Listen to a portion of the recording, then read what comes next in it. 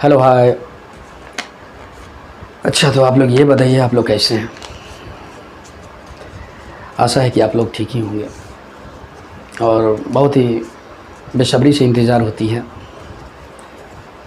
कि अब कौन सा वीडियो, किस विषय, टॉपिक क्या है। तो अभी जो वीडियो मैं आपको लेकर आया हूँ, इसका जो टॉपिक है, माँ बाप का जो दिल है कभी भी हर्ट नहीं करना चाहिए। गाना सुने होंगे, अपने माँ बाप का तू दिल न दुखा, दिल न दुखा, अपने माँ बाप का तू दिल न दुखा, दिल न दुखा, अपने माँ बाप का तू दिल न दुखा, दिल न दुखा। बहुत ही पॉपुलर ये गाना हुआ था और वाकई में कहा जाता है ना कि जिसने मुझे जन्म दिया, जिसने मुझे जन्म दिया, 9 महीने तक अपने पेट में पाला,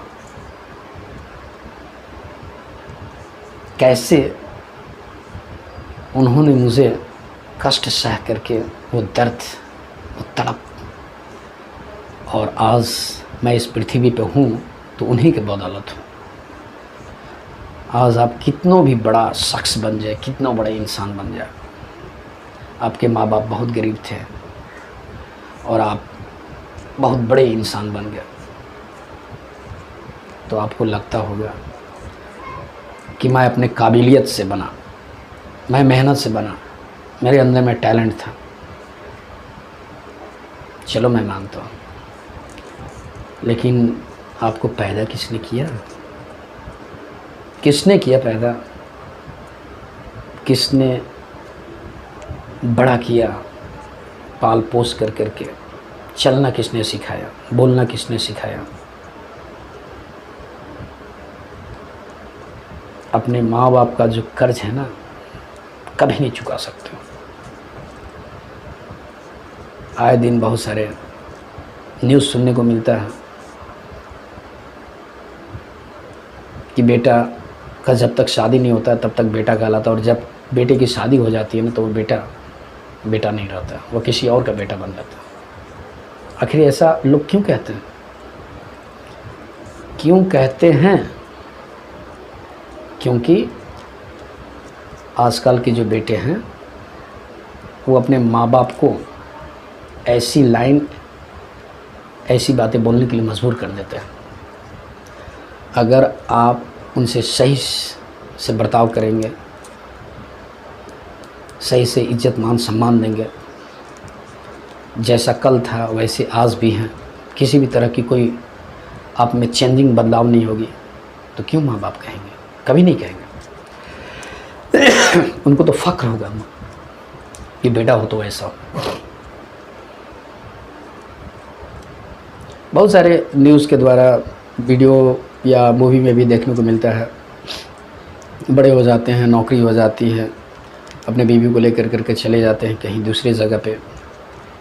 माँ बाप क्या कर रहे हैं, क्या नहीं कर रहे हैं, कैसे हैं, खा रहे हैं, पी रहे हैं, तबीयत कैसी है। चलो मैं मानता हूँ कि अपने बीवी को लेकर करके चले जाते हैं, है ना? मैं मानता हूँ। कुछ लोगों का ऐसा कहना है कि माँ बाप को छोड़ दिया गया है और खुद मियाँ बीवी मौज मस्ती कर रहे हैं दूसरे शहर में, माँ बाप को अकेले छोड़ दिए। तो मैं टीचर होने के नाते आपको यही कहूँगा कि सबके साथ ऐसा होता है। जीवन यापन के लिए, संघर्ष जीवन जीने के लिए आपको एक दूसरे से अलग होना ही पड़ेगा। माँ बाप का भी तो मन यही करता है कि हमारा बेटा, बहू हमारे जितने भी औलाद हैं सही से रहे, कमाएं खाएं, नाम करें, उनको भी तो फ़क्र होता है। अब जाहिर सी बात है कि